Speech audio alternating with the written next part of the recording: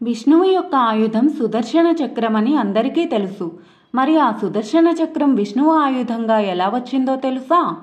అలాగే మనకు వైకుంఠ ప్రాప్తి కలగాలంటే ఏం చేయాలి? పురాణాల ప్రకారం ఒకసారి కార్తీక శుక్ల చతుర్దశి నాడు విష్ణుమూర్తి కాశీకి వెళ్ళి శివుణ్ణి పూజించాలని నిర్ణయించుకున్నాడు. 1000 పద్మాలతో శివుణ్ణి పూజించాలని సంకల్పించుకున్నాడు. పూజ ప్రారంభమయ్యాక శివుడు విష్ణువు భక్తిని పరీక్షింపదలిచి అందులో ఒక తామర పువ్వును తక్కువ చేశాడు. పూజ ముగించేసరికి ఒక తామర పువ్వు తక్కువగా ఉన్నట్లు గమనించిన విష్ణువు తామర పువ్వును పోలిన తన కంటిని బయటకు తీసి శివునికి సమర్పించడానికి సిద్ధపడతాడు. దీనితో శివుడు విష్ణువు భక్తికి ముగ్ధుడై ఈ రోజు నుంచి కార్తీక శుక్ల చతుర్దశిని వైకుంఠ చతుర్దశిగా పిలుస్తారు.